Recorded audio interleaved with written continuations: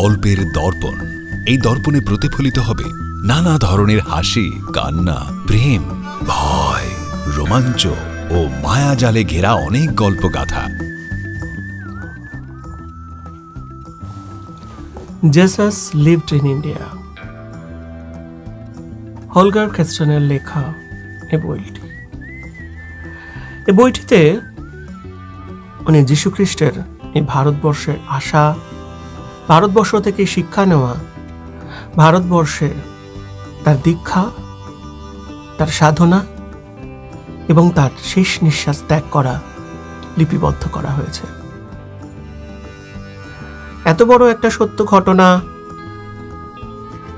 তা সেটি হঠাৎ করে যদি কেউ সামনে নিয়ে আসে, তার পিছনে নিশ্চয়ই অনেক মানুষ লেগে পড়ে, অনেক সংস্থা লেগে পড়ে। তার উপরেও যদি হয় ধর্মগুরু যীশু খ্রিস্টের বাণীর মতন একটা বিশেষ ঘটনা, এ নিয়ে বহু পোপ, বহু সংগঠন তার বিরুদ্ধে কেস করে এবং তিনি সেই কেসে জিতে যান। একটি কেসেও তিনি হারেননি। আমার খুব প্রিয়জন আমাকে ছেড়ে চলে যান 2001 সালে। 2001 সালে এই বইটির দ্বিতীয় সংস্করণ হয়। সেই প্রিয়জন আমাকে বলেছিলেন যে যীশুখ্রিস্ট এই ভারতবর্ষে এসেছেন। এমনকি শুধু তাই নয়, ভারতবর্ষের মাটিতে এমন একটা সাধন গুণ রয়েছে, যদি কাউকে সিদ্ধি লাভ করতে হয় তাহলে তাকে অবশ্যই এই ভারতবর্ষের মাটি স্বাদ নিতেই হবে, এই মাটিতে পা রাখতেই হবে।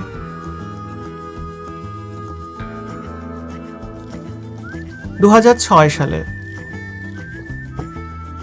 আমি একটি নাটক রচনা করি, যেটির নাম হচ্ছে ইস্যু। আজ গল্পের দর্পণে এই কথাটি বলার মূল উদ্দেশ্য হচ্ছে সেই গল্পটি আজ পরিবেশিত হবে, কারণ সামনেই আসছে বড়দিন। তাই খ্রিস্ট উৎসবকে সামনে রেখে আমরা গল্পের দর্পণে নিয়ে আসছি আজকের গল্প ইস্যু।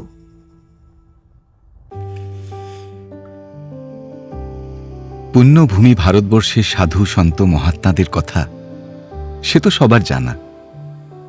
এই পুণ্যভূমিতে বহু মহাপুরুষ জন্মগ্রহণ করেছেন। তাদের কিছু কিছু অজানা তথ্য সকলকে জানানোই আমার উদ্দেশ্য। এভাবেই আগে তোমাদের সকলকে জানিয়েছি কিছু মহাবতারের জীবন কাহিনী, এবং ভবিষ্যতেও সেরকম সময় ও সুযোগ থাকলে নিশ্চয়ই জানাবো। কিন্তু আজ যার কথা বলবো তিনি কিন্তু আমাদের দেশের মানুষ নন, তবে তিনি তার বিদ্যা শিক্ষা, ধর্মশিক্ষা এবং জীবনান্তে এ দেশেই শেষ নিঃশ্বাস ত্যাগ করেছিলেন। তবে তার নাম এখন বলবো না।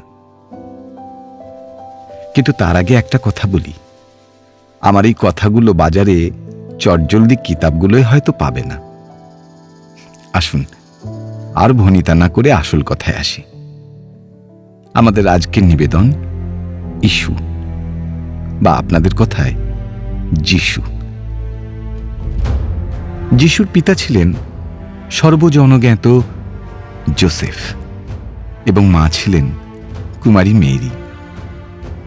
এই জোসেফের জীবনে আসে বহু ঘাত প্রতিঘাত। নিজের ভাই ও পরিবারের দিক থেকে সে ছিল সর্বদা বিতাড়িত। তার ভাইয়েরাই তাকে মিশরের এক বণিকের নিকট বিক্রি করে দেয়। এরপর বহু উত্থান ও বহু শত্রু সংগ্রামের পর সৎ জোসেফের সঙ্গে মেরির সাক্ষাৎ হয়। জোসেফের জীবনে আসে এক নতুন মোড়। মেরি, মেরি, আরে জোসেফ, ভেতরে এসো। তোমার সঙ্গে কিছুকাল কাটালে মনের মধ্যের সব গ্লানি দূর হয়ে যায়, আসে এক অনাবিল আনন্দ। জোসেফ, এ তোমার বড় হৃদয়ের পরিচয়। আজ তোমার মতো সৎ মানুষের সঙ্গে সম্পর্ক সত্যি এ এক পরম প্রাপ্তি। তাই পরমাত্মার কাছে প্রার্থনা করি, হে ঈশ্বর, আপনি এই সম্পর্কের পবিত্রতা রক্ষা করুন। আমিন। মেরি, আমি আজ তোমার কাছে কিছুদিনের জন্য বাইরে যাওয়ার অনুমতি নিতে এসেছি। বাইরে? তা এবার কোথায়? এবার ভাবছি মিশর ছেড়ে দূরে দূরে বাণিজ্য করতে যাব। পরমাত্মার এরকমই নির্দেশ। তাঁর আদেশ নিশ্চয়ই পালন করবে। যাও, জয়ী হয়ে ফিরো।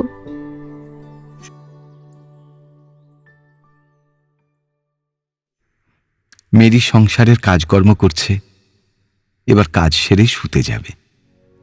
শোয়ার আগে প্রার্থনা করছে, হে পরমেশ্বর, এই গোটা দিনে যদি কোনো রূপভাবে কারো মনে কোনো আঘাত দিয়ে থাকি, যদি কোনো পাপ কার্য আমার অজান্তে হয়ে থাকে, তাহলে হে ঈশ্বর, আমায় ক্ষমা করো, আমায় পাপ মুক্ত করো, আমায় তোমার পথে চালনা করো প্রভু। আমিন। পুত্রী মেরি, পিতা! পুত্রী মেরি, এই জীবন যে উদ্দেশ্যে তুমি ধারণ করেছ, আজ তোমার তার কর্ম করার সময় এসে উপস্থিত হয়েছে। আমি আজ ধন্য, ধন্য আমার জন্মের। জানি না কোন পুণ্য বলে হে পিতা, আজ আপনি আমায় দর্শন দিলেন। আজ আমি পরম সৌভাগ্যবতী যে আপনার কর্মের অংশীদার হব। হে পিতা, এই আধারকে সেই আশীষ দিন যাতে আপনার কর্ম আজীবন নিষ্ঠা সহযোগে করতে পারি। পুত্রী, এই বিশ্ব সংসারে সর্বত্র ধর্মযাজকদের অরাজকতায় পরিপূর্ণ হয়ে উঠেছে। এই অরাজকতা হতে জীবকে জীবন দিয়ে পুনরুত্থান করতে হবে, আর তা করবে আমার পুত্র তোমার গর্ভে জন্মগ্রহণ করে। কিন্তু পিতা, আমার তো এখনো বিবাহ হয়নি। তাহলে সেই শুভক্ষণ কবে আমি পাব? মেরি, তোমার বিবাহ কোনোদিনই হবে না, কিন্তু সন্তান ধারণ তোমায় যে আজই করতে হবে। পিতা, এ কি বলছেন আপনি? এক কুমারী মেয়ের মা হওয়াকে কোনো সমাজ যে মেনে নেবে না। তাহলে আপনার পুত্রকে আমি এই জগতে আনব কিভাবে? পুত্রী মেরি, এটাই ভবিতব্য, আর তার পালন করা তোমার কর্তব্য কর্ম। পিতা, না না! হঠাৎ একটা আলো মেরির পেটে জ্বলে ওঠে পিতা! এবং মেরি পিতা বলে জোরে কেঁদে ওঠে। দিনের পর দিন এভাবেই চলতে থাকলো, কিন্তু মেরির চিন্তা কিছুতেই যায় না। অবশেষে মেরির সন্তান ধারণের কথা সমাজ জানতে পারল। একটি অবিবাহিত মেয়ের জীবনে এক পরম ও চরম বিপর্যয় এসে উপস্থিত হল। আমাদের বর্তমান সমাজ বৈধতা থাকলেও যেখানে তাকে স্থান দেয় না, তখনকার মানুষ তাকে স্থান দেয় কিভাবে?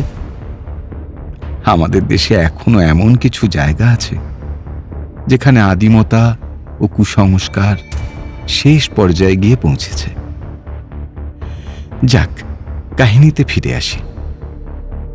সমাজের কিছু ধর্মযাজক মেরির কথায় কর্ণপাত করল না। তাকে শহরের মাঝখানে পাথর ছুঁড়ে মেরে ফেলার ফরমান জারি হল। বহু লোক সমাগম হলো, সকলে হাতে পাথর নিয়ে প্রস্তুত, আর মেরিকে টানতে টানতে নিয়ে আসছে সবাই। আমি পবিত্র, আমি পবিত্র।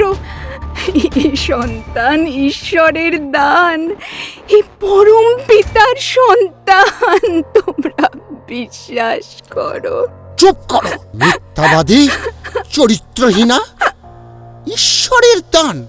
তুই কারোর শয্যা সঙ্গী হয়ে তোর কামনা চরিতার্থ করলি, আর তার দোষ দিচ্ছিস পরম পিতার উপর। পাপিষ্ঠা নারী! বেশি কথায় কাজ নেই, চলো। সৈনিক, মেরির মাথার কাপড় টেনে খুলে নাও। ওর চুল ধরে টানতে টানতে খুঁটির কাছে নিয়ে গিয়ে ওকে খুঁটিতে বেঁধে ফেলো। বন্ধুগণ, এই নারী পাপিষ্ঠা, এর বিচার তোমাদের হাতে।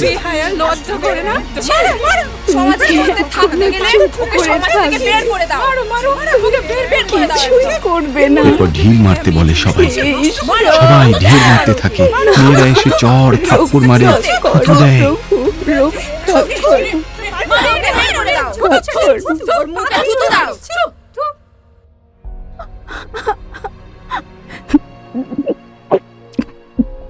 জল, একটু একটু জল। হে অসহায় নারী, তোমার এ দশা কে করলো? নাও নাও নাও, জল খাও। খবরদার, খবরদার জোসেফ, ওকে জল দিও না। এ কেমন বিচার আপনার? একজন জল চাইছে, তাকে জল দেব না? মৃত্যু পথযাত্রী মানুষের মুখেও মানুষ জল দেয়, তার সঙ্গে কারোর সম্পর্ক থাকুক বা না থাকুক। আর ইনি পিপাসার্ত, তার ক্ষেত্রে কেন এই অবিচার যাজক? ওর এভাবেই তিলে তিলে মরা স্থির হয়েছে। কিন্তু কেন? সে কৈফিয়ত আমি তোমায় দিতে বাধ্য নই।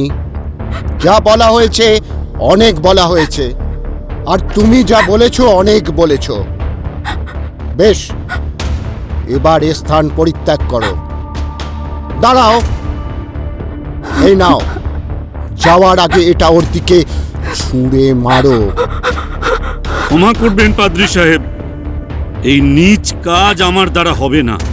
ই, তুমি মহামান্য যাজকের বিচারকে নিজ বলে অপমান করছো? এত দুষ্পর্ধা তোমার? বেশ, তবে জলের ঘটি দেখি। তোমার প্রেমের লোককে আমি জল খাওয়াচ্ছি। এই বলে জোসেফের কাছ থেকে ঘটিটা নিয়ে মেরির দিকে এগিয়ে যায়। এই নাও জল খাও, অবলা নারী। এই বলে সব জল মেরির সামনে ফেলে দেয়। পাদ্রী সাহেব, এ আপনি কি করছেন? চুপ রহো বাচ্চা!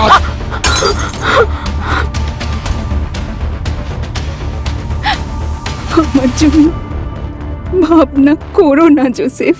কে তুমি? আমাকে আমাকে চিনতে পারলে না জোসেফ? মেরি, তোমার এ দশা কি করে?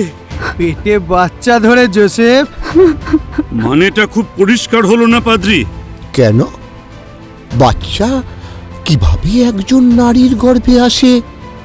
এখন এ পাঠ তোমায় পড়াতে হবে নাকি?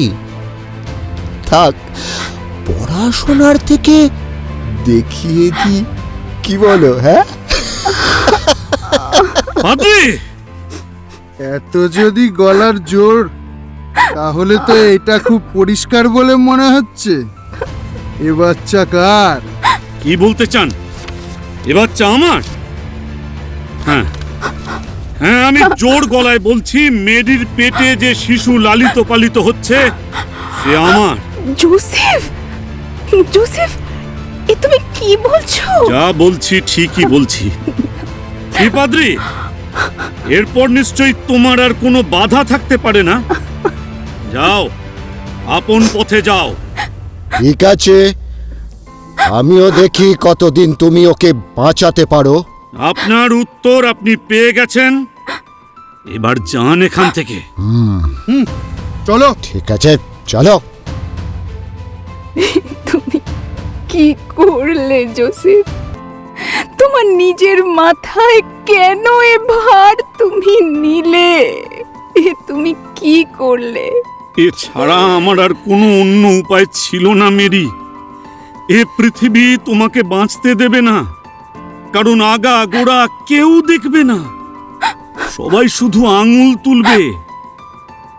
তাই মেরি, চলো চলো, আমরা এই জায়গা ছেড়ে চলে যাই। সে কি? আর আর তোমার ঘর, তোমার সংসার? ঘর সংসার, হয়তো ঈশ্বরের এটাই ইচ্ছে। এভাবে দিনের পর দিন পথ চলতে চলতে মেরি ও জোসেফ এসে পৌঁছালো বেথলেহেম। আর আকাশবাণী হলো, জোসেফ, মেরি, তোমরা ঈশ্বরের সেবক। মেরির গর্ভে যে শিশু আসছে, আজ রাত্রির প্রথম প্রহরে তার জন্মের সময় নির্ধারিত হয়েছে। তাই আর পথে অগ্রসর হইও না। তোমাদের জায়গায় তোমরা পৌঁছে গেছো। তাকে রক্ষা করো জোসেফ, তাকে রক্ষা করো, তাকে রক্ষা করো। মেরির প্রসব বেদনা শুরু হলো। জোসেফ মেরিকে কোলে করে আস্তা বলে নিয়ে গেল। আর পারছে না জোসেফ, পারছে না। মেরি, কি হলো? এখন আমি কি করি? কি করি এখন? ওই তো দূরে একটা আস্তাবল বলে মনে হচ্ছে। মেরি, মেরি, একটু সহ্য করো।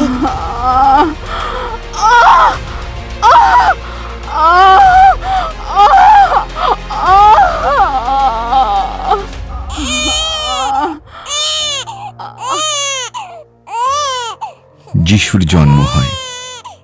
এরপর অনেক লোক, ধর্মীয় লোক সকল এসে উপস্থিত হলো। সকলে যিশুকে প্রণাম করে। হে মহামানবগণ, আজ আমার কাছে আপনাদের দান দেওয়ার মতো কিছুই নেই। আমাকে আপনারা ক্ষমা করবেন। এসব কি বলছো জোসেফ? এখন তোমার সামনে বড় গুরু দায়িত্ব, আর সে দায়িত্ব তোমায় পালন করতে হবে। কিন্তু কিভাবে? এই মহামানবের ওপর আসবে অনেক বাধা বিপত্তি, আসবে প্রাণঘাতক সৈনিকের দল। সর্বদাই জগৎ এর প্রাণ নাশের চেষ্টা করবে, আর তোমাকে ওকে সর্বদাই রক্ষা করে যেতে হবে। হে মহামানব, শুধু ওর ওপর প্রাণ সংশয়ের কথা আপনি বলছেন, কিন্তু ও কোন মানব তার পরিচয় দিন। শোনো জোসেফ, ভেবো না তিনি এক সাধারণ মানব মাত্র। তাঁর আছে শৌর্য ও বীর্য। তিনি হলেন এই জগতের রাজা। তাঁর রাজত্বে সবাই হবে প্রেমের অধিকারী। প্রেম ও দয়া দিয়ে তিনি জিতবেন মানুষের মন। তিনি হবেন এই বিশ্বের এক ধর্মপ্রধান মানুষ। তাঁর ধর্মে দীক্ষিত হবে অনেক মানুষ। একে মনে করলে শান্তি পাবে। তাঁর স্মরণে ঘুচবে পাপ, পালাবে ভূত প্রেত সকল। তাঁর স্মরণে দুষ্ট শক্তির হবে বিনাশ। জগতে যিশু নামে পরিচিত হবেন তিনি। আর কিছু নয় জোসেফ। এবার আমি আসি, তুমি একে রক্ষা করো। শুনলে মেরি, শুনলে ধর্মযাজকেরা কি বলে গেলেন? শুনলাম, যা যা বললেন সবই শুনলাম। কিন্তু সত্যি কি এটা আনন্দ সংবাদ জোসেফ? একবার ভালো করে ভাবো তো। এক চরম বিপর্যয়ের দিন এগিয়ে আসছে আমাদের দিকে, কিন্তু আমাদের কিছুই করার নেই। কি বা করব আমরা? হে ঈশ্বর, তুমি এদের রক্ষা করো, তুমি এদের রক্ষা করো। দেখো, দেখো না, ওকে দেখো। ওর মুখের দিকে চাইলে সব কিছু ভুলে যেতে ইচ্ছে করে। হে ঈশ্বর, তুমি এর হাসি অক্ষুণ্ণ রেখো, একে রক্ষা করো। পালাও, পালাও এখান থেকে, পালাও, তা না হলে মেরে দেবে, মেরে দেবে, সবাইকে মেরে দেবে। তুমিও নিস্তার পাবে না। মেরে দেবে? কে মেরে দেবে? রাজা, রাজা গো, রাজা। বাচ্চার আওয়াজ শুনলেই খ্যাচ। পালাও, পালাও। মা শোনো, মা তোমার কি কি হয়েছে বলো? মা, কে আমায় মা বললো? তুমি আমায় মা বললে? বলো না, বলো না আমায় মা। আমারও তোমার মতো একটা ফুটফুটে বাচ্চা ছিল। সেও আমায় মা বলে ডাকতো, কিন্তু ওই পাপিষ্ঠ রাজা সৈনিক ছিনিয়ে নিল আমার বুক থেকে আমার মানিককে, তুলে মারলো এক আছাড়। বাছা আমার আর কোনো আওয়াজ করলো না। তার ওই ছোট্ট শরীরটা রক্তে লাল হয়ে উঠল। তাজা রক্ত, তাজা লাল লাল।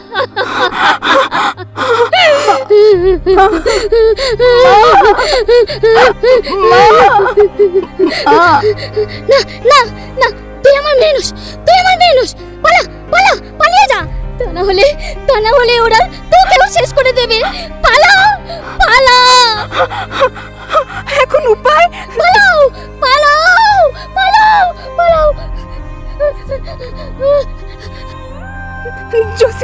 জোসেফ এখন উপায়? পালাও। দাঁড়াও পথিক, তোমার বাচ্চা দাও। কেন? না, রাজ আদেশ। গতকাল যেখানে যত বাচ্চা জন্মেছে রাজা সকলের মৃত্যু চান। ভুলে যাও সৈনিক, একে আমি কিছুতেই তোমাদের নোংরা হাতে তুলে দেব না। ভালো কথায় কাজ না হলে কাজ কিভাবে উদ্ধার করতে হয় সে আমি জানি।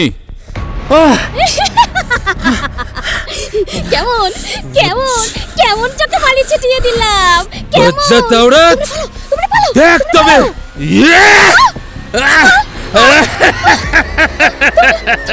তোমরা পালা। এই বলে পাগলিকে হত্যা করে তারা।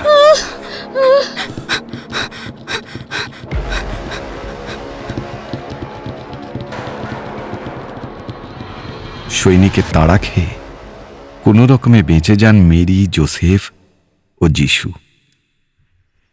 এরপর জোসেফ ও মেরি সিদ্ধান্ত নেন যিশুকে অন্যত্র পাঠিয়ে দেওয়ার। মেরিকে একা রেখে ঈশ্বরের নাম নিয়ে বেরিয়ে পড়লেন জোসেফ। বহু পথ অতিক্রম করে এসে পৌঁছলেন প্রাচীন ভারতের আর্যাবর্তের এক প্রদেশে, যার বর্তমান নাম কাশ্মীর। কাশ্মীরের লাদাখ উপত্যকার লে শহরের কাছে বৌদ্ধ ধর্মীয় শালায় তাঁর লালন পালন, বিদ্যাশিক্ষা চলতে থাকে। ছোট বয়সেই তিনি দীক্ষিত হন যোগ ক্রিয়াকর্মে। যোগকর্ম সম্পাদন করে তিনি সাধনার এক উচ্চ অবস্থাও প্রাপ্ত হন। কিন্তু কর্ম সম্পাদনের কারণে যিশুকে আবার ফিরতে হয় দেশে। সে সময় দুটো মানুষের মধ্যে খুব ঝগড়া হচ্ছিল। সারা জীবন আমি খেটে খেটে মরবো আর তুমি এখানে বসে শুধু ল্যাজ নাড়বে, তাই না? পুরুষ বলে নিজেকে শুধু বড় বলে মনে করো না? হ্যাঁ, কখনো কোনো ভাবে একবার আমার যন্ত্রণা বোঝার চেষ্টা করেছো? হ্যাঁ, কি বুঝবো বল। হ্যাঁ, যা বোঝার আমার সব বোঝা হয়ে গেছে। একটা সন্তান দিলি, তাও একটা খোঁড়া। না পারে চলতে, না পারে ঠিক করে কথা বলতে। তোর মতো একটা অপয়া মেয়ে আর একটাও নেই। আমার যেমন দোষ তেমন তোমারও কিছু কম নেই। হ্যাঁ, তুমিও তো ছেলের বাবা। কি দোষ? হ্যাঁ বল শয়তান। সে স্ত্রীর চুল ধরে টানতে টানতে মাটিতে তাকে ছুঁড়ে ফেলে দেয়। কি বলছিস? আমার না সাপ। তারপর এক ছুরি বার করে মারতে উদ্যত হয়। অবশেষে দুজনের ধস্তাধস্তিতে ছুরি চলে, কেটে যায় স্ত্রীর কান। তারপর সে ভুল বুঝতে পেরে বলে, আমি ভুল সে সময় যিশু এবং জোসেফ সেখানে এসে উপস্থিত হন। এত উতলা কিসে বৎস? ক্রোধ সম্বরণ করো। এই নারী এত ক্রন্দনরত কেন? এ কি রক্ত?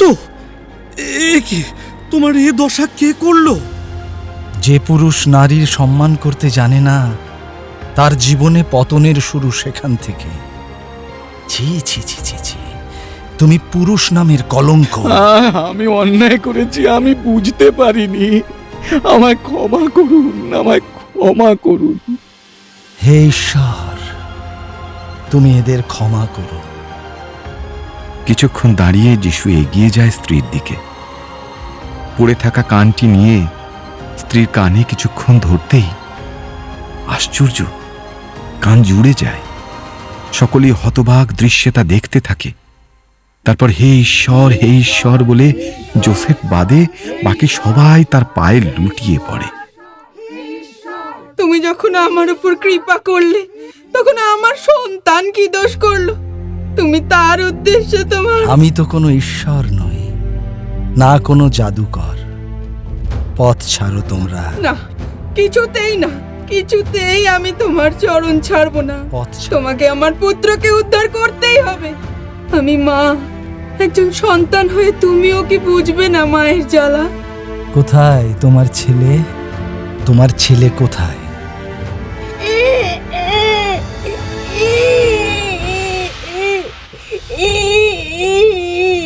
বেশ বেশ। তারপর ভিড় সরে যায়। ভিড়ের মাঝখানে খোঁড়া বোবা ছেলেটি বসে থাকে, আর সকলের চোখে মুখে এক আশ্চর্য দৃষ্টি।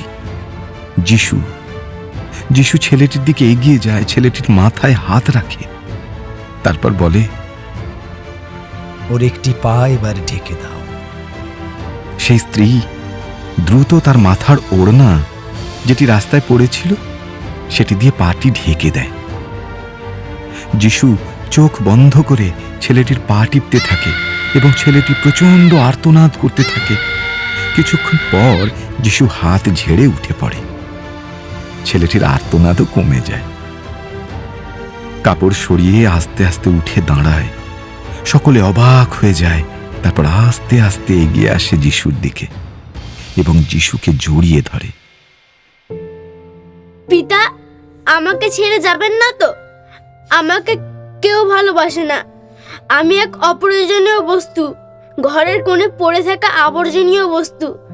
আপনি আমাকে সঙ্গে নিন, আপনি আমাকে সঙ্গে নিন। হ্যাঁ প্রভু, আমাদের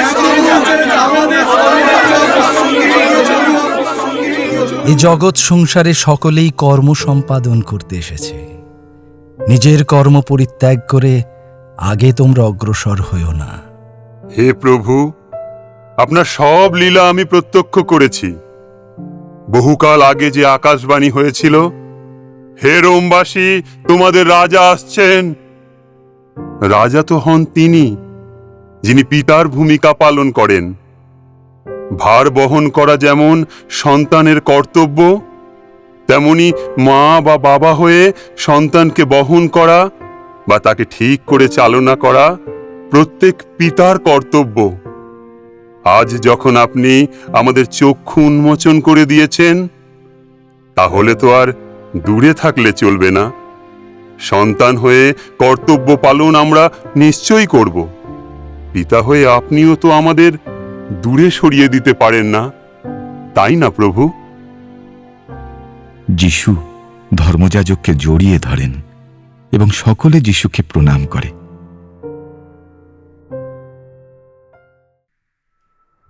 মেরি কর্মরত।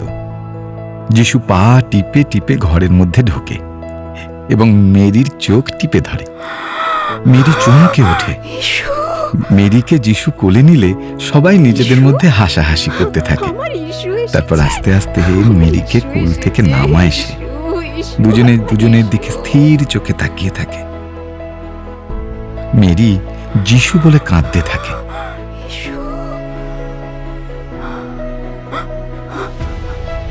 তারপর যিশুর মাথায় চুমু খায়।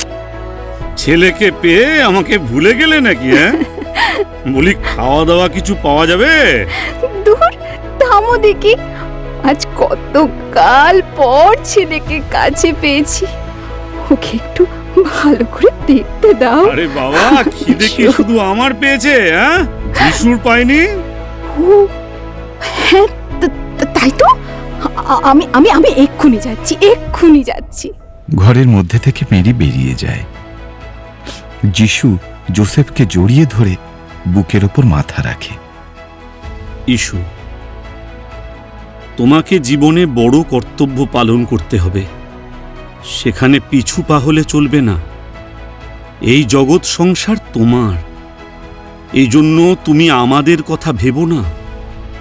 মা বাবার প্রাণ চিরকালই সন্তানের জন্য আকুল হয়, কিন্তু যে মা বাবা তার সন্তানকে জগতের কাজে উৎসর্গ করেছে, তাদের মনে দুঃখ হলেও কিচ্ছু করার নেই।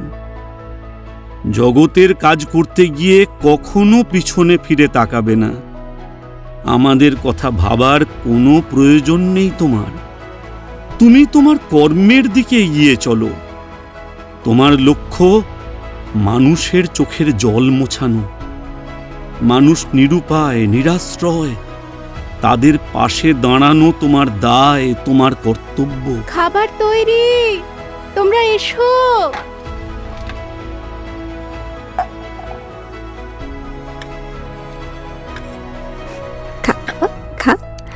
মেরি যিশুকে খাইয়ে দিচ্ছে, তখন আর এক কন্যার আগমন, মারিয়া। ইশু, ইশু তুমি এসে গেছো? তোমরা কথা বলো, আমি আসছি। যিশু, আমার কথা তোমার মনে ছিল? আমাদের হাসি ঠাট্টা, আমাদের খেলা, এই সব কিছু তোমার মনে আছে? মনে আছে। ছোটবেলায় আমাকে এতটুকু দেখতে না পেলে তুমি একেবারে পাগল হয়ে যেতে। আর আজ এই 18টা বছরে আমার কথা তোমার কতটা মনে পড়েছে কখনো সেভাবে ভাবিনি। জীবনের যে পরিবেশে আমাদের ছাড়াছাড়ি হলো, তখন আর মনের মধ্যে ভালোবাসা ছিল না। তখন পার্থিব জগৎ সবটাই ছিল আমার কাছে বিষের মতো। তাই তোমার মতো স্বপ্নজাল আমি বুনতে পারিনি। আর বৌদ্ধ গুম্ফায় ছিল তীব্র অনুশাসন, যার প্রভাবে আমার ছোটবেলা কেটে গিয়ে কখন যে যৌবন এসে উপস্থিত হলো আমি সেটা বুঝতেই পারিনি। কিন্তু তোমাকে ছাড়া তো আমার একটা সময়ও কাটেনি। কখনো তোমায় বলতে পারিনি, কিন্তু আজ তোমায় বলতে এসেছি। আর কি বলতে এসেছি আশা করি তুমি বুঝতে পারছো। যা বলতে চাইছি তা তুমি কেন বলছো না? একবার তোমার ওই বুকে আমার স্থান দিয়ে বলো, বলো, বলো যে তুমি আমায়। এসো, এসো, কি সর্বনাশ হলো। ভেতর থেকে মেরির আর্তনাদ শুনে ইয়েশু ছুটে যায়।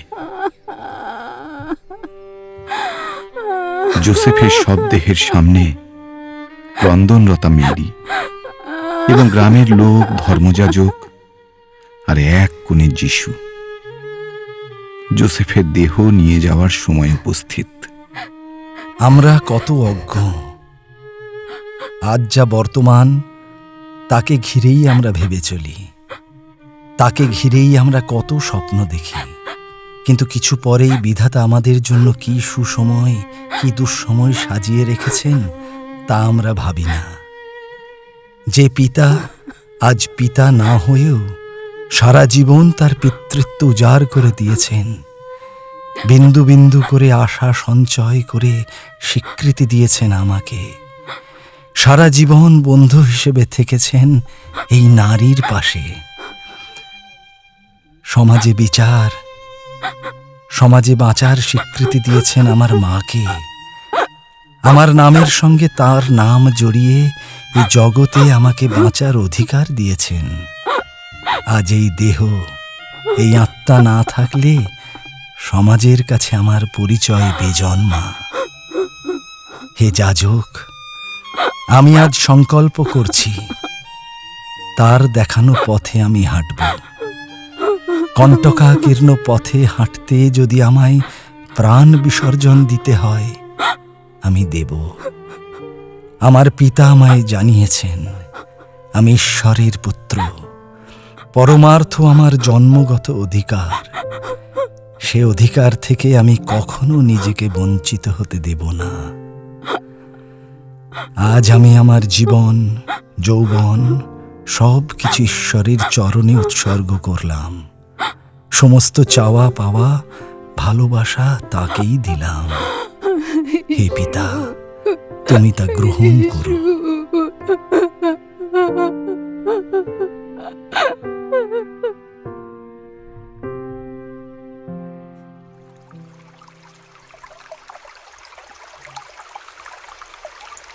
আমি ঈশ্বরের সেবক।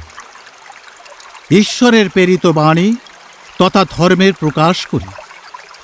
মানুষ আমাকে ধর্মযাজক বলে।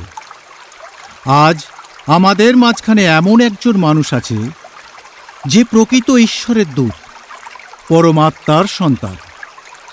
আজ আমি এই পূত পবিত্র নদী বক্ষে দাঁড়িয়ে এমন প্রমাণ দেব সমগ্র জগৎবাসীর কাছে যে সেই মহামানব আমাদের জন্য এই জগতে অবতীর্ণ হয়েছেন। যিশু, তুমি যে ঈশ্বরের সন্তান এর প্রমাণ দিতে হবে তোমার। বস্ত্র পরিত্যাগ করে দাঁড়াও দেখি এই নদীর বুকে। যিশু আস্তে আস্তে এগিয়ে যায় এবং নদীর বুকে দাঁড়ায়। সকল গ্রামবাসী অবাক হয়ে যায়। ধর্মযাজক হাতে করে জল আকাশের দিকে তুলে বলেন, হে পরমপিতা, আজ থেকে যিশু তোমার কর্মে নিবেদিত প্রাণ। এই পূর্ণ বারিধারায় ওর মনের মলিনতা ধৌত হয়ে যাক। তুমি ওকে এই আশীর্বাদ করো। এই বলে যিশুর মাথায় সে জল ঢালে। আর আকাশবাণী হল, হে মানবগণ, যিশু আমার পুত্র, জগৎ কল্যাণের জন্য ওর ধরায় আগমন হয়েছে। সকলে ওর আদেশ মেনে চলো। ওর আদেশ মানা মানেই আমার আদেশ মেনে চলা। ও যা, আমিও তাই। দুজনের কেউই পৃথক নই। যিশুর চারপাশ আলোকিত হয়ে যায়। সকলে যিশুকে প্রণাম করে। যিশু রাস্তা দিয়ে হেঁটে যায়, সঙ্গে তার ভক্তগণ। দূরে কোনো এক পূর্ণ যুবতী মহিলা বসে আছে। তাকে যিশু জিজ্ঞাসা করেন, কে মা তুমি? দূরে বসে আছো? প্রভু, আমি মেরি। সে কি মা? আমার মায়ের নামও তো মেরি। যিশু দু বাহু বার করে তাকে তুলতে গেলে এক ভক্ত টমাস তাকে বাধা দেয়। না প্রভু, একে ছোবেন না। ও কুষ্ঠব্যাধিতে জর্জরিত। তাছাড়া ও একটা নোংরা মেয়ে ছেলে। দেহ বিক্রি ওর পেশা। সরে যা, সরে যা প্রভুর রাস্তা থেকে। মরতে পারিস না? হ্যাঁ, মরতে পারিস না? মর না, মর না। টমাস, জগতে প্রেম বিতরণ করা আমার উদ্দেশ্য। কাউকে আঘাত করা আমার কাজ নয়। তুমি চলে যাও এখান থেকে। ওর কোনো দোষ নেই প্রভু। এই পুরুষ সমাজটাই এরকম। যখন আমার রূপ ছিল, যৌবন ছিল, তখন এইসব পুরুষরা আমাকে তার শয্যায় সঙ্গী করেছে। রাক্ষসের মতো নখ দাঁত বার করে ছিঁড়ে খেয়েছে আমার এই শরীরটাকে। আর সেই দেহ নেই। দেহ আজ রোগগ্রস্ত। তাই আজ কুকুরের ন্যায় লাথি ঝাঁটার শিকার। আজ আর ভালোবেসে মুখের গোড়ায় রুটি গুঁজে দেয় না কেউ। কুকুরের মতো রুটি ছুঁড়ে দেয় পথে। পথ থেকে সেই রুটি কুড়িয়ে খেতে হয়। লোকে বলে আপনি নাকি ঈশ্বর, কিন্তু ক্ষমা করবেন, আমি আপনাকে বিশ্বাস করি না। আপনি নাকি মানুষ তৈরির ব্রত নিয়েছেন। তাহলে দেখান আপনি কটা মানুষ তৈরি করেছেন। মানুষের রূপ যৌবন ফিরিয়ে দিতে গিয়ে তার ভোগ যন্ত্রণাকে আরো বাড়িয়ে দিয়েছেন। এই পাপী পেটের জন্য, পুরুষদের লোভাতুর দৃষ্টি কামনার আগুন নেভানোর জন্য এই পুরুষরাই আমাকে এই পথে নামিয়েছে। আমি বলবো না আমাকে ভালো করে দিন। এই কুষ্ঠ ব্যাধি নিয়ে আমি গ্রামের বাইরে আবর্জনার স্তূপে টিম টিম করে বেঁচে থাকব। আর এই টিম টিম করে বেঁচে থাকতে থাকতেই একদিন প্রাণ প্রদীপ নিভে গিয়ে জঞ্জালের মধ্যে থেকে জঞ্জাল হয়ে যাব। আমার মনে বড় আশা ছিল, একবার আপনার দর্শন পাব। ওইটুকু পেয়েছি, আর কিছু চাই না। আসি। কিন্তু মা, তুমি আসতে চাইলেই তো তোমাকে ছুটি দিতে পারি না আমি। তোমাকে যে আরো অনেক বড় দায়িত্ব পালন করতে হবে। আমার মায়ের সঙ্গী হয়ে আমার মায়ের সঙ্গে থাকতে হবে তোমাকে। জীবনে অনেক পাপ করেছ। মানুষের সেবা করে তাদের ভালোবেসে এবার পুণ্য অর্জন করো। মানুষ? কারা মানুষ? এরা মানুষ, সব চিল শকুনের দল। আমি চাই না। আমি অনেক সেবা করেছি, নিজের জীবন শেষ করে দিয়েছি শুধু এই সকল চিল শকুনের কামের আশা মেটাতে। আর কেন, আর কেন প্রভু, আর কেন? শোনো শোনো মেরি, মানুষের গায়ে লেগে যায়, আমার মতন এই আবর্জনাটাকে ঘাঁটলেও আপনার গা ময়লা হয়ে যাবে প্রভু। আমাকে ছোবেন না, আমাকে ছোবেন না। মেরির পিঠে হাত দিয়ে আস্তে আস্তে তাকে তোলে। যিশু এগিয়ে গিয়ে মেরিকে জড়িয়ে ধরে মাথায় চুমু দেয়। সকল ভক্তরা অবাক হয়ে দেখে। মেরির গায়ে হাত বোলায়, পুণ্য নদীর জল দিয়ে তার সমস্ত মুখ ধুয়ে দেয়। এরপর মেরির হাতের বাঁধা কাপড় খুলে দেয় এবং সকলে চেয়ে দেখে মেরি রোগ মুক্ত হয়েছে। সে হাসে, সঙ্গে কাঁদে এবং নিজের গা হাত পা দেখতে দেখতে আস্তে আস্তে যিশুর পা জড়িয়ে ধরে কাঁদতে থাকে। আর এই সবের মধ্যে টমাসের হঠাৎ নজর পড়ে মেরির ট্যাঁকে গোজা পয়সার থলি। সে পয়সার থলি কেড়ে নেয়, বটুয়া থেকে পয়সা বের করে যিশুর সামনে ধরে বলে, প্রভু, যে সবকিছু ঈশ্বরের পদতলে দিতে চায় তার কোমরে পয়সা কিসের? দেখুন দেখুন, অনেক পয়সা দেখুন। যাও সব গরিবদের মধ্যে ভাগ করে দাও। হ্যাঁ, এত পয়সা সব? বলছি না সব ভাগ করে দাও। এই বলে মেরিকে নিয়ে সে চলে যায়। টমাস পয়সাগুলো দেখে এবং যিশুর দিকে তাকিয়ে রাগে ফুঁসতে থাকে। দূরে ভিখারিরা বসে থাকে, তাদের দিকে পয়সাগুলো ছুঁড়ে দেয়। ভিখারিরা পয়সা কুড়োতে থাকে।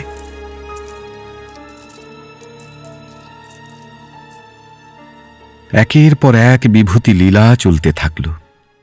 যিশুর ভক্ত সমাগম প্রচুর হতে লাগল। তাই বলতে গেলে রোমনগরীর জনগণ সকলেই যিশুর সন্তানরূপে পরিগণিত হতে লাগলেন। একদিন যিশুর আশীর্বাদ ধন্য ধর্মযাজক ধর্মসভায় উপস্থিত হলে এক মহা বিপদ ঘটে গেল। আর এই বিপদই নিয়ে আসে যিশুর জীবনের মৃত্যুর সংকেত। এই আসরের পরেই সকল ধর্মযাজকদের দৃষ্টি আকর্ষিত হয় যিশুর দিকে। ধর্মসভার মাঝখানে রাজা ও তার চারপাশে ধর্মীয় নেতারা বসে আছে।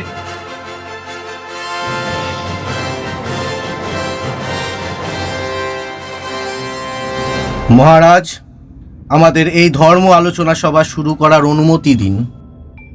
অনুমতি প্রদান করা হলো। মহারাজ, আমাদের ধর্ম আলোচনা শুরু করার আগে আমাদের আর একজন জেরুসালেমের ধর্মযাজক কি বলছেন একবার শুনে নেওয়া যাক।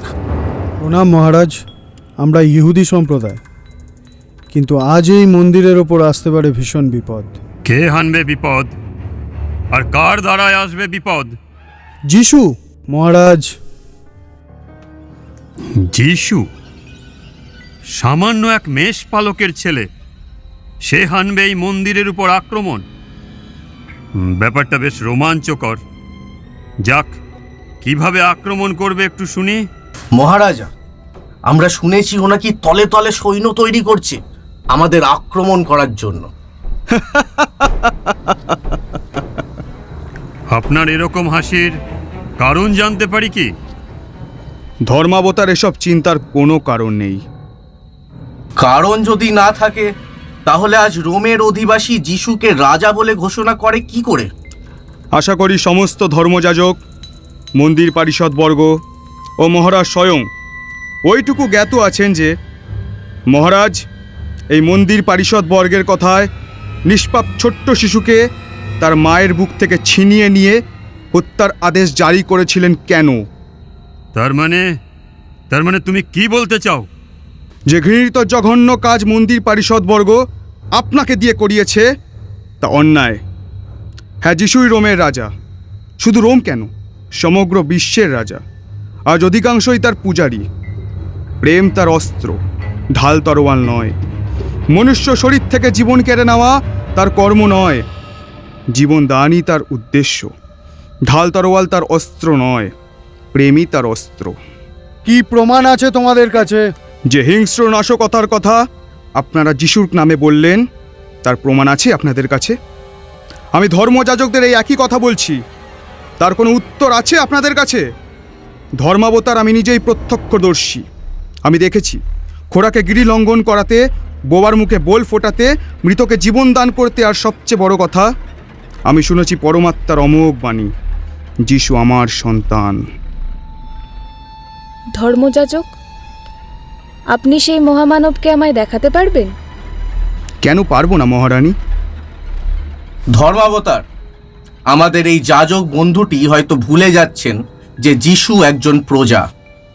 মহারানীর যদি দেখা করতে হয় তাহলে যিশুকে এখানে আসতে হবে। মহারানীর সেখানে যাওয়া সমীচীন নয়, তা নিয়ম বিরুদ্ধ। আপনার কথা শুনে হাসি পাচ্ছে। এরকম বিদ্রুপের কারণ? সর্বদা এটাই শুনে এসেছি বা জেনে এসেছি, বা বলতে পারেন এটাই বাস্তব, যে যার পিপাসা লাগে তাকেই নদীর কাছে যেতে হয়। নদী কখনো পিপাসার্থের কাছে আসে না। এর চেয়ে বেশি আমার আর কিচ্ছু বলার নেই।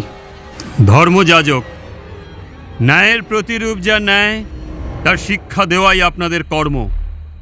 মানুষের মনে হিংসার জন্ম দেওয়া আপনাদের কাজ নয়। ন্যায়ের প্রতিরূপ রূপে যখন আসনে আপনারা বসেন, তখন সমস্ত বিচার বিবেচনা ভুলে শুধু ন্যায়ের কথা ভাবুন। যিশু ঈশ্বরের অবতার কি নয় তা আমাদের আলোচ্য বিষয় নয়। যে মানুষের কল্যাণ করে তার মন হয় ফুলের মতো কোমল। আমি মনে করি না যিশুর মতো মহান আত্মার দ্বারা মন্দিরের কোনো ক্ষতি হতে পারে। আমি মহারানীর কথাকে সমর্থন করে এই সভা এখানে বরখাস্ত করছি। মহারাজা দীর্ঘজীবী হন।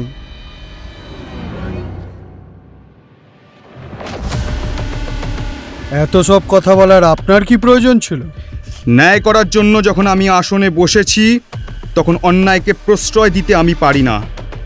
এটাই আমার শেষ কথা। মন্দিরের চরম দুর্দিন এসে উপস্থিত।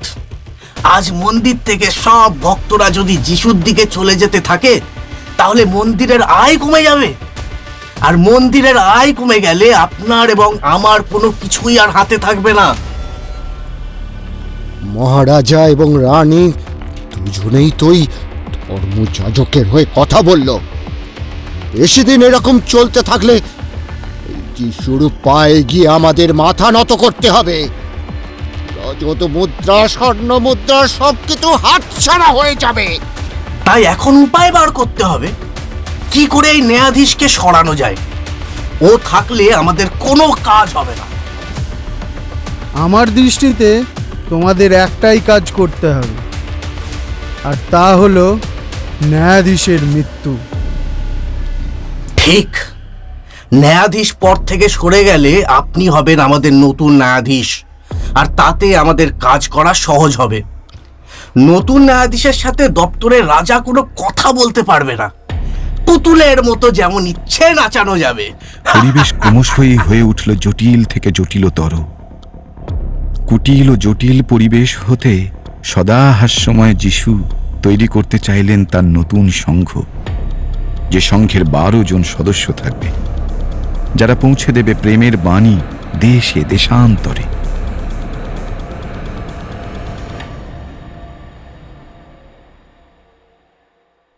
বন্ধুগণ, কতগুলো প্রশ্ন আমি আজ তোমাদের সামনে করব, তোমরা তার উত্তর দাও।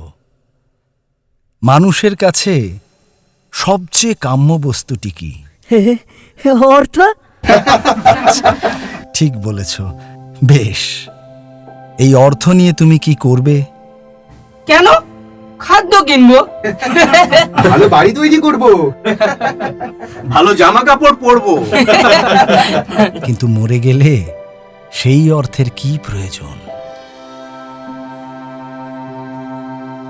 কোনো উত্তর নেই তোমাদের কাছে।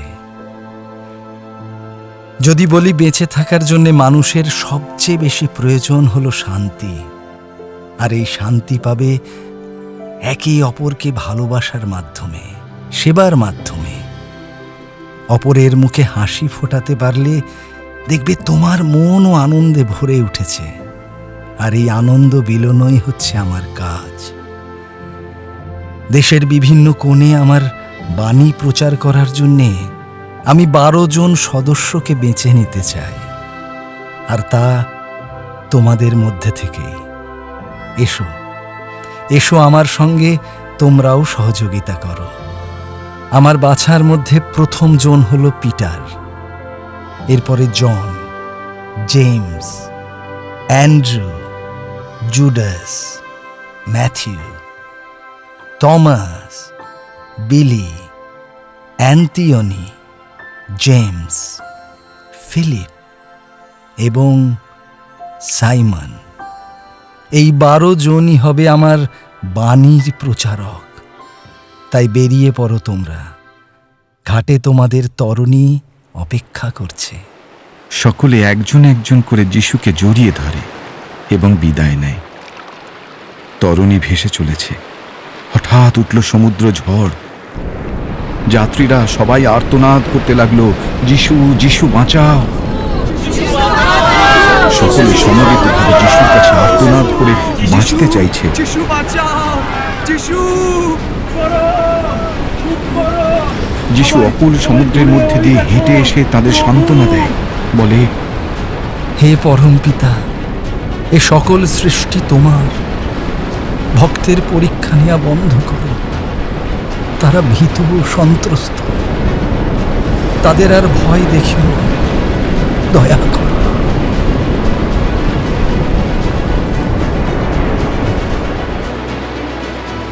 তারপর ধীরে ধীরে ঝড় কমে গেল এবং যিশু নৌকায় উঠে পাড়ের দিকে রওনা হলো। যিশুকে দেশে ফিরতে দেখে এক মহিলা ছুটে তার সামনে এসে হাজির হলো। তার আঁচল পেতে যিশুকে বলতে লাগলো, যিশু, জোসেফ মারা গেছে 4 দিন আগে। তুমি দয়া করো, তোমার বন্ধুর প্রাণ ভিক্ষা দাও। সবাই মিলে সদল বলে দৌড়তে দৌড়তে যায়। এগিয়ে দেখে যোসেফকে কবর দেওয়া হচ্ছে। যারা কবর দিচ্ছে তাদের দিকে চেয়ে যিশু বলে, দাঁড়াও। আকাশের দিকে মুখ করে বলে, হে পরম পিতা, জোসেফ মরতে পারে না। ওরে জন্মের কর্মফল এখনো যে শেষ হয়নি। তোমার হিসেব এরকম ভুল তো হতে পারে না। তুমি ওকে দয়া করে আবার প্রাণ দান করো। হঠাৎ চারদিক থেকে হাওয়া আসে এবং আচমকাই হাওয়া আসা বন্ধ হয়ে যায়। Joseph, Joseph. কবরের মধ্যে থেকে কাপড় জড়ানো জোসেফ উঠে আসে।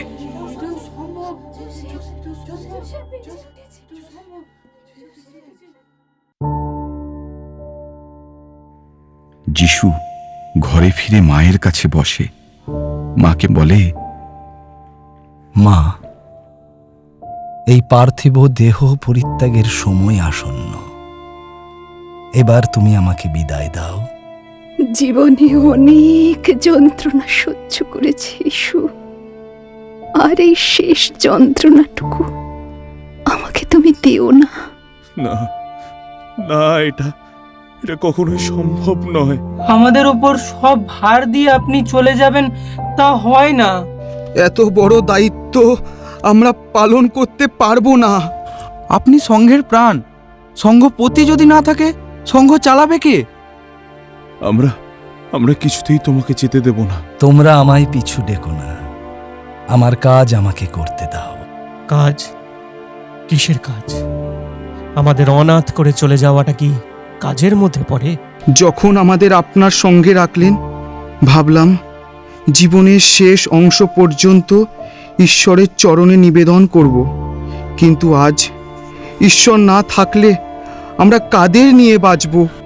ঈশ্বর না থাকলে কে দেখিয়ে চিনিয়ে বুঝিয়ে দেবে যে আমাদের কোন কাজটা করতে হবে? অস্থির মন আমাদের। আজও আমরা স্থিতিশীলভাবে কোনো কাজ করতে পারি না। যে স্থিরত্ব আপনার আছে তা তো আমাদের মধ্যে নেই। তাহলে বলুন, কিভাবে বিচার বুদ্ধি আসবে আমাদের মধ্যে? এভাবে আমাদের অনাথ করে দিয়ে যাবেন না। আপনার কাছে আমাদের এইটুকু আবেদন, দয়া করুন আমাদের। কখনো ভেবে দেখেছেন আপনার মা কি নিয়ে বাঁচবেন?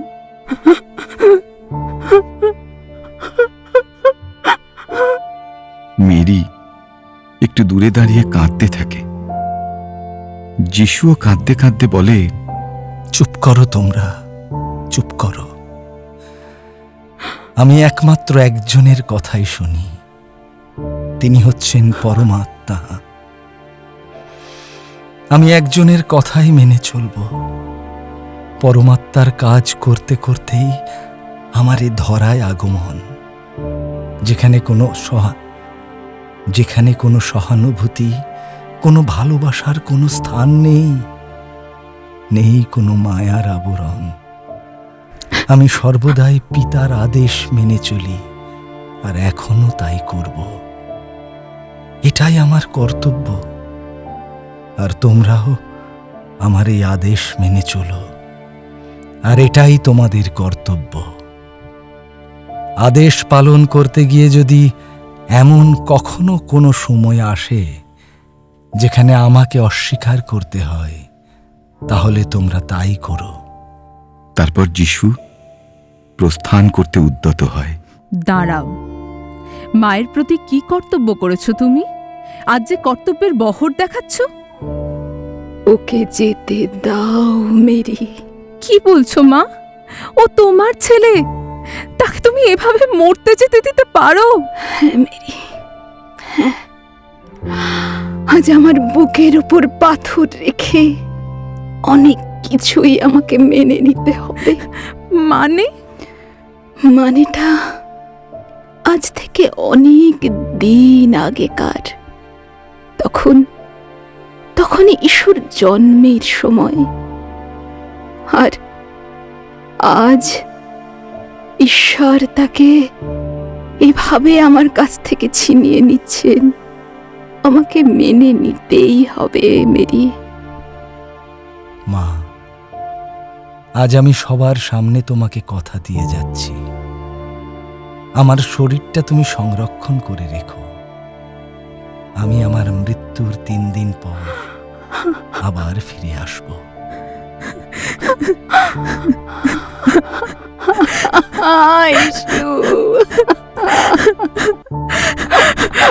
ওকে আটকাও, ওকে আটকাও তোমরা, ওকে আটকাও। কেন কেন আজ ওকে আটকাবো কেন?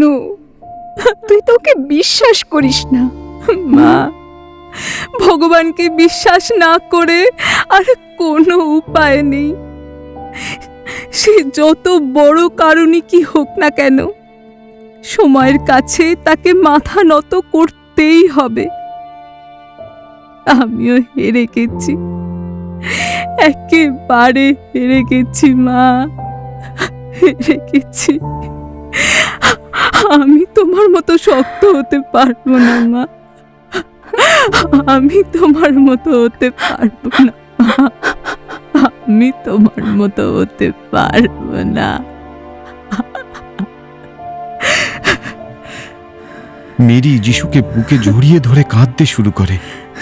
যিশু নিজেকে ধীরে ধীরে শক্ত করে, তারপর প্রস্থান করে। বাকি 12 জনও সঙ্গ নেয়।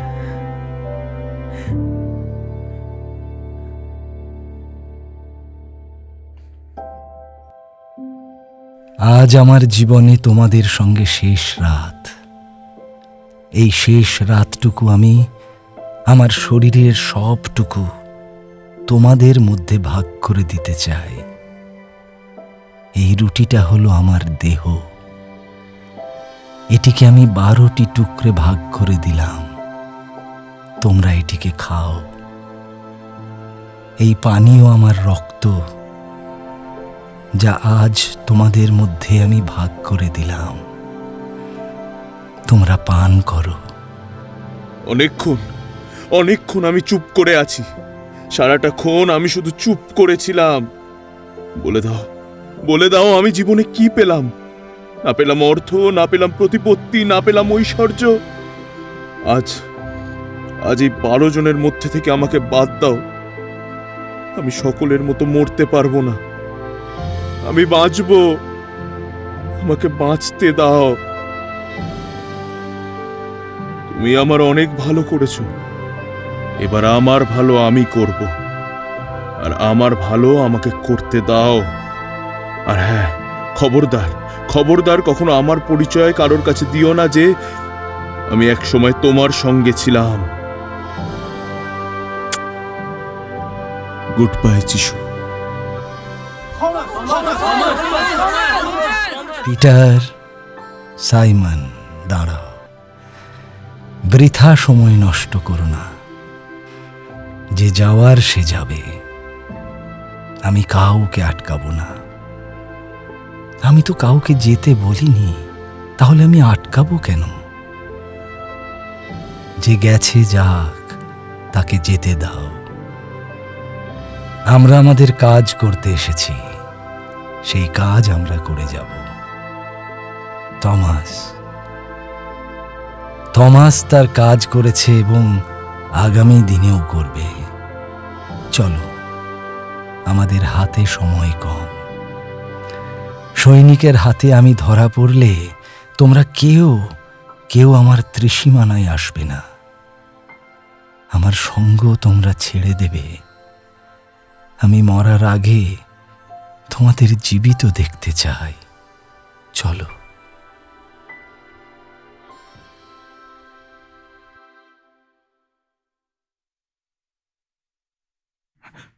তখন মধ্যরাত।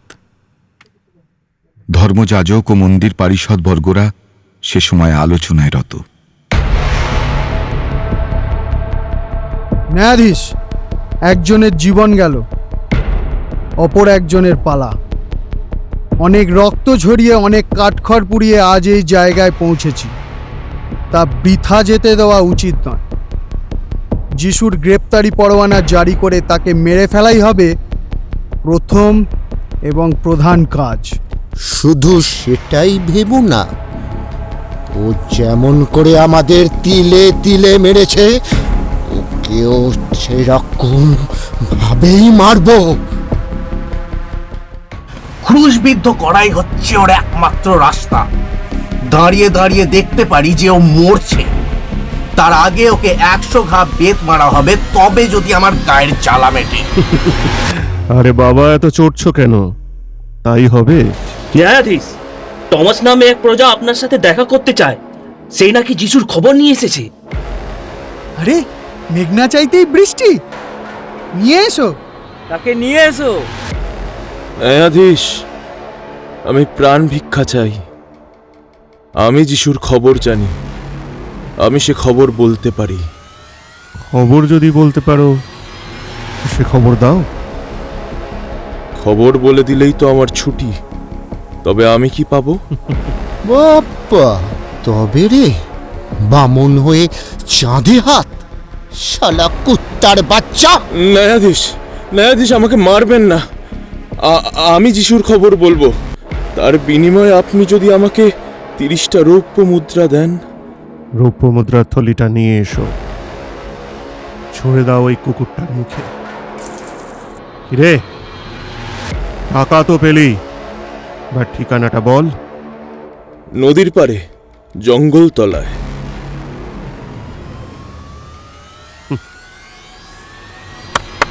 কে আছিস? নদীর পারে জঙ্গলতলা থেকে যিশুকে গ্রেপ্তার করে আমার সামনে হাজির কর। যা, তুইও কি এখানে দাঁড়িয়ে থাকবি নাকি?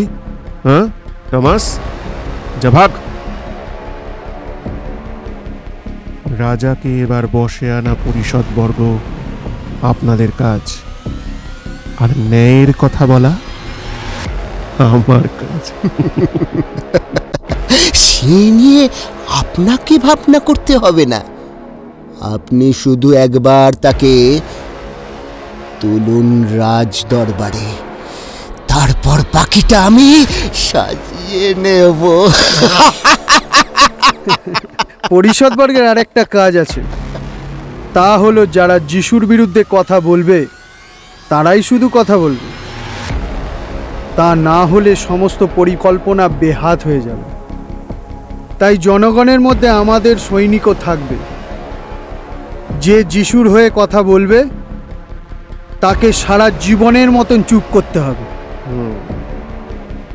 খুব ভালো, তাই হবে।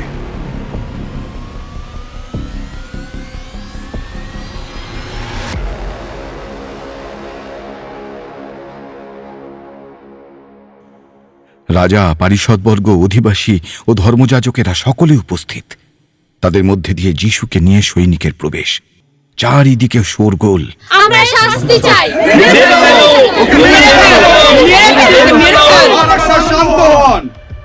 মহারাজ, প্রজাদের উপর তিরস্কার নিশ্চয়ই আপনার শ্রুতিগোচর হয়েছে। এখন আপনি বলুন, আপনার কি করণীয়? আমার স্নেহের প্রজাগণ, এই ব্যক্তি আপনাদের কি ক্ষতি করেছেন? আমাদের ঘরে অশান্তি ঢুকিয়েছে, আমাদের ধর্ম থেকে বিতাড়িত করেছে, ধর্মভ্রষ্ট করেছে, আমাদের ধর্ম থেকে বিতাড়িত করেছে। তাহলে মহারাজ, প্রজা যখন বিমুখ আর এই ব্যক্তি যখন ধর্মে গ্লানি এনেছে, তবে ও অবশ্যই শাস্তির অধিকারী। বেশ, তবে আপনারাই এর বিচার করুন। তাহলে মহারাজ ওকে 100 ঘা বেত মারা হোক। মহারাজ ওকে আজ্ঞা করেছে 100 ঘা বেত মারার, ওই ওর শাস্তি। 100 ঘা বেত মারার পর যদি ও জীবিত থাকে, তখন তার কথা চিন্তা করা যাবে। মহারাজের হুকুম তামিল হোক। সৈনিকরা সবাই মিলে বেত মারতে থাকে। যিশুর অনুগামী পারিষদরা কাঁদতে থাকে। আর এই সময় 2 মেরি উপস্থিত। মা মেরির চোখে জল, বুকে বেদনা। 100 ঘা বেত মারার পর থামাও!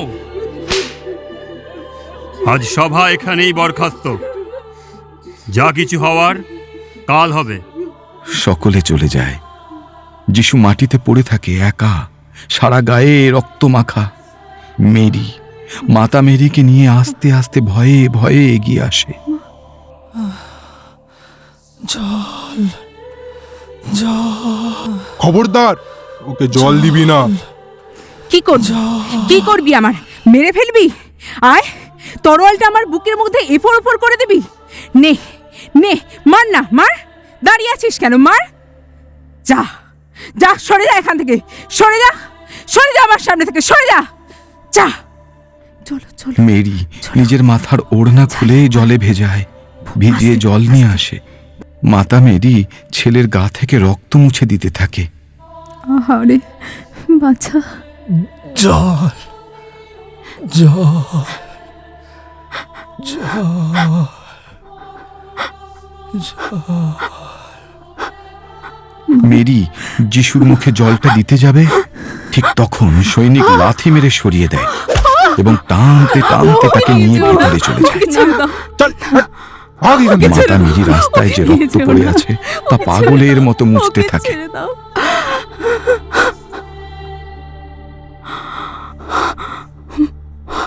বাচ্চা, আমার বাচ্চা, বাচ্চা, আমার ইস্যু,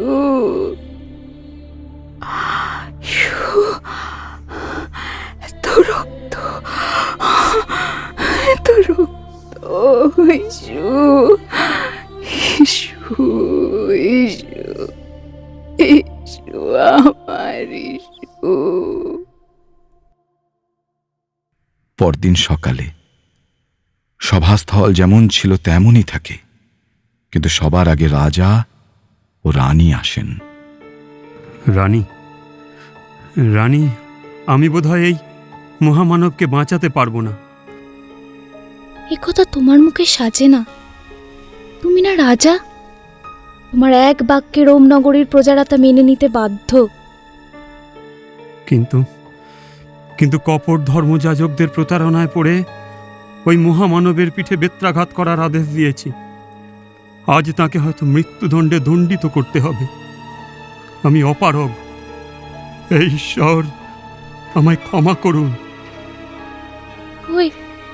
ওই মহামানব আসছে, আর তার সঙ্গে আসছে নিষ্ঠুর প্রজারা। ঈশ্বর, ঈশ্বর, ঈশ্বর যেন এদের ক্ষমা না করে।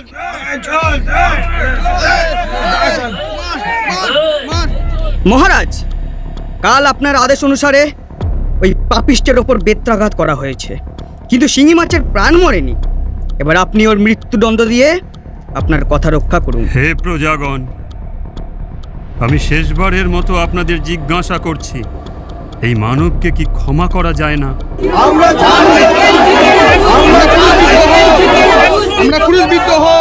সামনে পাত্র নিয়ে আসে এবং মহারাজের হাতে জল দেওয়া হয়। মহারাজ হাত ধুয়ে বলেন, আমিন। কিছু লোক মিলে হই হই করে যিশুকে মারতে মারতে নিয়ে যাচ্ছে, আবার কিছু লোক প্রণাম করছে যিশুকে। পিছন থেকে সৈনিকরা বেত মারতে মারতে নিয়ে যাচ্ছে এবং তাকে ক্রুশবিদ্ধ করা হচ্ছে। সকলের চিৎকার, কান্না, সঙ্গে যাজকদের হাসি, সব মিলিয়ে এ যেন এক ভয়াবহ পরিস্থিতি। ক্রুশবিদ্ধ হওয়ার পর প্রচন্ড ঝড়, বৃষ্টি, পাথর ভাঙা এবং মন্দির ধসে পড়া সব হতে লাগলো। সমস্ত লোক ভয়ে পালিয়ে যেতে থাকলো। শুধু যিশুর ভক্তরা ও দুই মেয়েরই দাঁড়িয়ে রইল। ঝড় থেমে গেলে ধীরে ধীরে যিশুকে তারা নামায় এবং মাতা মেরির কোলে শুইয়ে দেয়।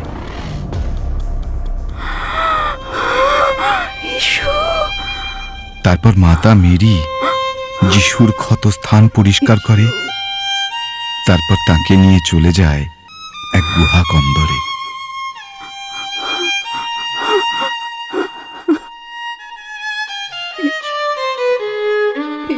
সেখানে যিশু শুয়ে আছে, সবাই ফুল দিচ্ছে। মা মাথার কাছে বসে আছে, তারপর সাদা চাদর চাপা দিয়ে চলে যায়। হঠাৎ চারদিক আলোকিত হয়ে ওঠে। এরপর পরম পুরুষ প্রবেশ করেন। মৃদুমন্দ হালকা বাতাস বইতে থাকে।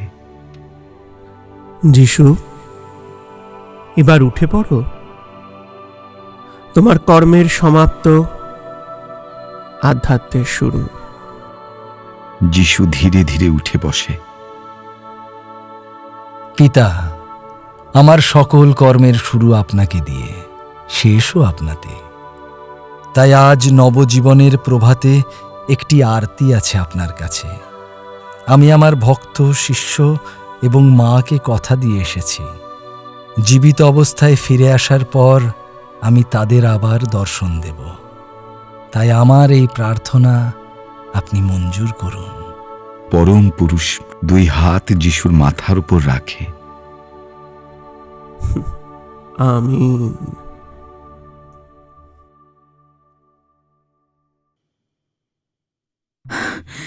পতিতা মেরি এসে দেখে যিশু নেই। এসে প্রচন্ড হাঁপায়, ভয় পায়। মাতা মেরি সহ বাকিরা সবাই দৌড়ে প্রবেশ করে। মা, পিটার, বেলি, সাইমন, তাড়াতাড়ি এসো, তাড়াতাড়ি এসো। মাতা মেরি ছুটে গিয়ে যিশুর কাপড় জড়িয়ে ধরে কাঁদতে থাকে। মা, ইসু, ইসু কোথায় গেল? Issue, issue. কাঁদবেন না মা, কাঁদবেন না। আমি একটা শুভ ইঙ্গিত পাচ্ছি। আপনি কি প্রভুর বেঁচে ওঠার কথা বলছেন? হ্যাঁ, তুমি ঠিক বলেছো জুডাস। তাহলে সবাই আনন্দ করো, আনন্দ করো, প্রভু বেঁচে উঠেছেন। মা, তুমি শোক করছো। তুমি ভুলে গেছো তোমার ছেলের কথা। ব্রহ্মবাক্য কি কখনো মিথ্যে হয়? না, আমি কখনোই মানতে পারি না। আমি না দেখে কখনোই মানতে পারবো না যে প্রভু বেঁচে আছেন। এই রক্ত মাংসের দেহটা নিয়ে তোমরা কি করবে? মা, তুমি যদি যিশু হও তাহলে তোমার হাতে পেরেকের দাগ কোথায়? তার দু হাত মেলে ধরে দেখায় পেরেকের দাগ। মেরি যিশুকে বুকে জড়িয়ে ধরে। মা গো, মা, আজ তোমার হাতে আমি এই 11 জন সন্তানকে তুলে দিলাম। মা, তুমি এদের রক্ষা করো। আজ থেকে এরাই তোমার সন্তান। মা গো, আর আজ আমি চললাম আমার নিজ কার্যে, জগৎ কল্যাণে। সফল হও। এরপর যিশু চলে আসে আমাদের ভারতবর্ষের জম্মু কাশ্মীরের শ্রীনগর অঞ্চলে। দীর্ঘ 18 বছর তপস্যা করে এবং এখানেই তার শেষ নিঃশ্বাস ত্যাগ করে। আজকের মতো গল্পের দর্পণের সময় শেষ। আগামী পর্বে নতুন গল্প নিয়ে হাজির হব আপনাদের সামনে শনিবার রাত 10টায়। ততক্ষণের জন্য একটু বিরতি। নানা স্বাদের নতুন নতুন গল্প শুনতে চাইলে আমাদের চ্যানেলকে সাবস্ক্রাইব করুন। সবার আগে নোটিফিকেশন পাওয়ার জন্য বেল আইকন ক্লিক করুন। বন্ধুদের সাথে শেয়ার করুন আর অবশ্যই লাইক আর কমেন্টস দিতে কিন্তু ভুলবেন না।